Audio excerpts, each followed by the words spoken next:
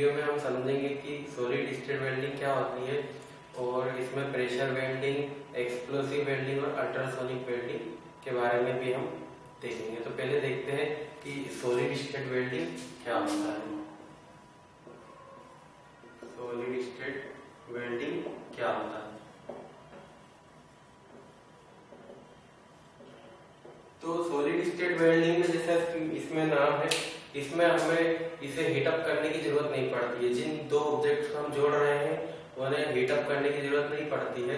हम उसमें pressure apply करते हैं। जिन भी दो ऑब्जेक्ट्स को हमें ज्वाइन करना है उन्हें कांटेक्ट में रखते हैं और उसके बाद उसमें प्रेशर अप्लाई करते हैं। तो प्रेशर के कारण क्या होता है कि इसमें प्लास्टिक डिफॉर्मेशन होता है या परमानेंट डिफॉर्मेशन होता है। तो उसमें जब एटम्स का मूवमेंट्स होता है एक सरफेस से दूसरे सरफेस, तो उस कारण जो है हमें वेल्डिंग जॉइंट मिलता है। तो इसमें कहीं भी हमें फिलर रोड की जरूरत नहीं पड़ती है, फिलर मटेरियल देने की आवश्यकता नहीं होती है। उसके अलावा इसमें हमें फ्लक्स मटेरियल भी नहीं देना पड़ता है और इसमें हीट अफेक्टेड जोन जो रहता है सॉलिड स्टेट वेल्डिंग वो भी नेग्लिजिबल रहता है। तो हम पहले देखते हैं कि प्रेशर वेल्डिंग क्या होती है। ये हमने सॉलिड स्टेट वेल्डिंग पढ़ा है और इसमें फर्स्ट टाइप जो है वो है प्रेशर वेल्डिंग। प्रेशर वेल्डिंग, तो प्रेशर वेल्डिंग में हमें जिस भी ऑब्जेक्ट को जोड़ना है, जिन भी ऑब्जेक्ट्स को जोड़ना है उन्हें हम इस टाइप से, जैसे एक फिक्स्ड सरफेस है, इस पे एंविल रखा है और इसके ऊपर हमें जो सरफेस से जोड़ना है हम इस प्रकार से रखेंगे। ये हमने रखा है।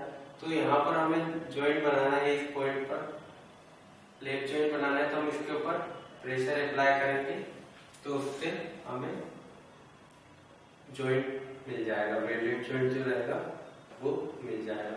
ये है इनके लिए और ये हम यहाँ पर ई प्रेशर अप्लाई करेंगे।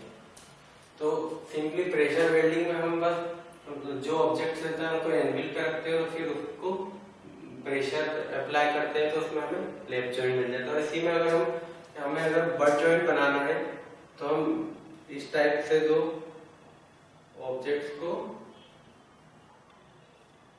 ऐसे फिक्स टू कर देंगे।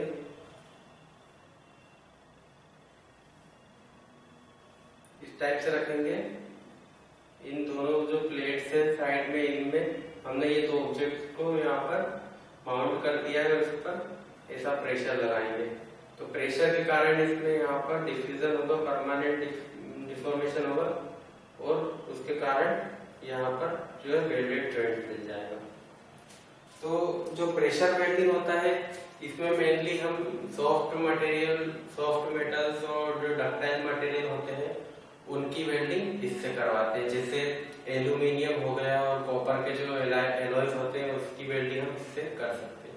इसके एप्लीकेशंस जो रहते हैं, मेनली इसके एप्लीकेशन जो है उसमें हम एक्सप्लोसिव एरियाज में वेल्डिंग करना रहता है। अगर हमें दो ऑब्जेक्ट्स को जोड़ना है एक्सप्लोसिव एरियाज में, अगर हमें ऑब्जेक्ट्स को जोड़ना है तो वहां पर प्रेशर वेल्डिंग का यूज करते हैं क्योंकि वहां पर हम हीट का यूज नहीं कर सकते।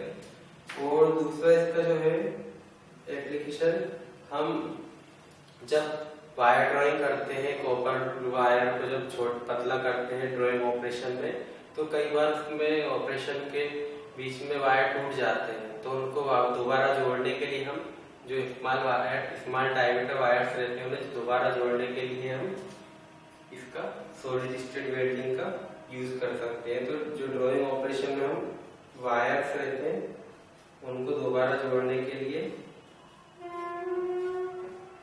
प्रेशर वेल्डिंग का यूज करते हैं। अभी हमने प्रेशर वेल्डिंग देखी, अब हम देखते हैं एक्सप्लोसिव वेल्डिंग क्या होती है। एक्सप्लोसिव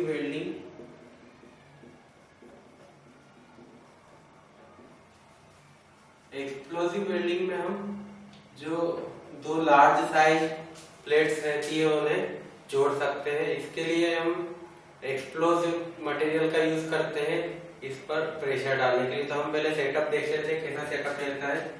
ये एक टारगेट प्लेट रहती है जो कि जमीन पर रखी रहती है।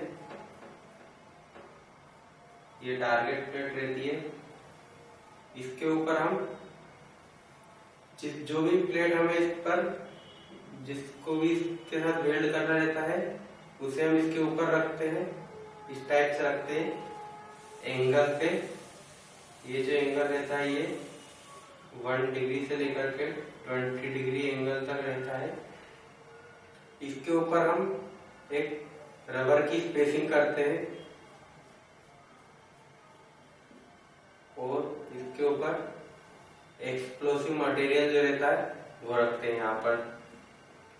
तो एक्सप्लोसिव मटेरियल में यहाँ पर हम टीएनटी का यूज कर सकते हैं। टीएनटी मतलब ट्राई नाइट्रो टोल्यूइन, इसका यूज कर सकते हैं और एल्यूमिनियम नाइट्रेट का यूज कर सकते हैं।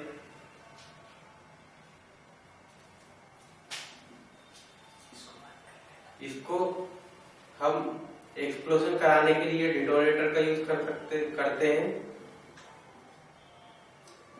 ये रबर स्पेसिंग रहती है।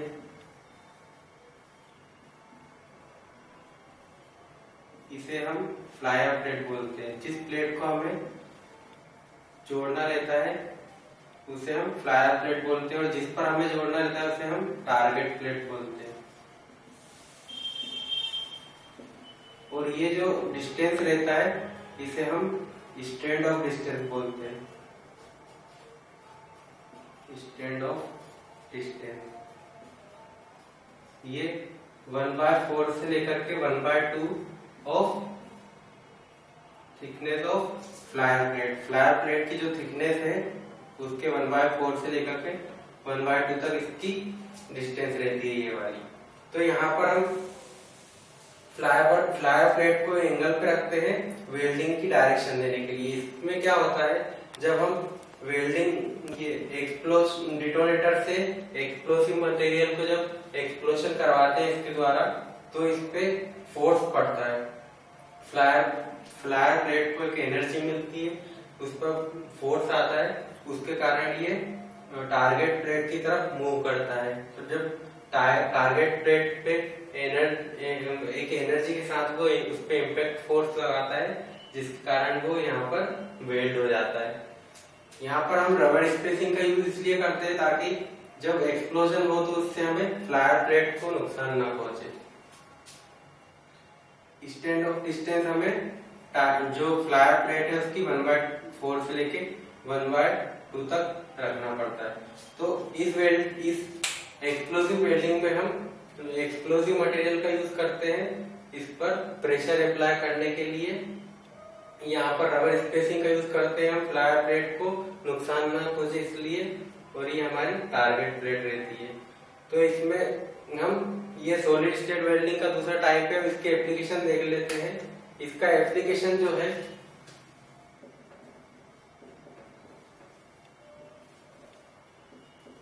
जो शिप बिल्डिंग होती है उसमें शिप बिल्डिंग में लार्ज ऑब्जेक्ट्स जो रहते हैं उनकी क्लेडिंग करने के लिए हम इसका यूज करते हैं।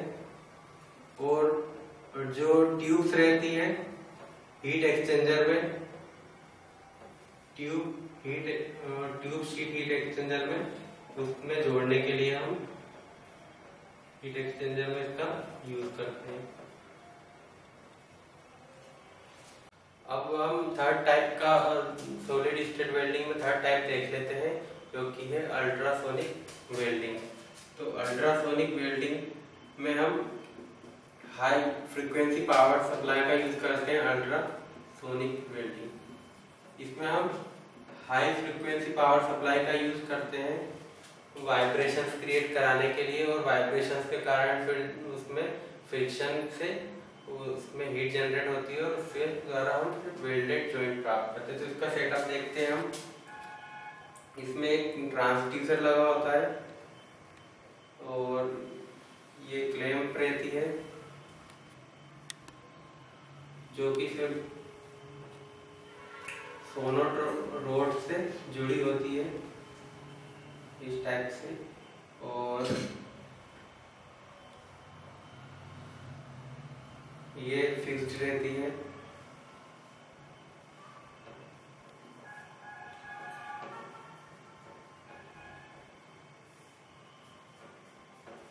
एनविल के ऊपर हम जो भी प्लेट्स रहती है, स्मॉल थिकनेस प्लेट्स, उन्हें हम एनविल के ऊपर रख देते हैं। तो यहाँ पर जैसे आप देख रहे हैं, जब हम ये ट्रांसड्यूसर रहता है, जब हम ट्रांसड्यूसर को पावर सप्लाई देते हैं, हाई फ्रीक्वेंसी पावर सप्लाई देते हैं, इसकी फ्रीक्वेंसी रहती है 20 किलोहर्ट्ज से 50 किलोहर्ट्ज तक। इसका यूज हम अल्ट्रासोनिक वेल्डिंग का यूज जो है वो 1 से लेके 2 मिलीमीटर तक की थिकनेस की जो फॉइल्स रहती है उनको वेल्डेड करने के लिए हम इसका यूज कर सकते हैं। ये क्लैंप रहती है और ये सोनोट रॉड रहती है। ये एंगल रहता है। इसमें हम जब हाई फ्रीक्वेंसी पावर सप्लाई देते हैं तो क्लैंप और सोनोट रॉड की मदद से हम इसमें वाइब्रेशंस क्रिएट करवाते हैं। वाइब्रेशंस के कारण ये दोनों जो फॉइल है इनमें हीट जनरेट होती है। इनिशियली इसमें जो ऑक्साइड लेयर रहती है वो क्लीन हो जाती है और उसके बाद फिर इसमें हीटिंग जनरेट होती है, और जब इसमें जो मेल्टिंग टेम्परेचर रहता है उससे हाफ मतलब 50% उसका टेम्परेचर पहुंच जाता है, उसके बाद हम इसको पावर सप्लाई बंद करके इसके ऊपर वेट अप्लाई कर देते हैं। तो उसके कारण यहाँ पर हमें वेल्डेड जॉइंट मिलता है। अल्ट्रासोनिक वेल्डिंग में हम 1 से लेकर 2 मिलीमीटर फॉइल्स को की थिकनेस की फॉइल्स को वेल्ड कराते हैं और इसकी फ्रीक्वेंसी जो रहती है वो 20 किलोहर्ट्ज से लेकर 50 किलोहर्ट्ज तक रहती है। इसके एप्लीकेशन देख लेते हैं हम। तो दो इसके मेन एप्लीकेशंस हैं। एक तो सिमिलर और डिसिमिलर मटेरियल को ज्वाइन करने के लिए for joining similar and dissimilar materials.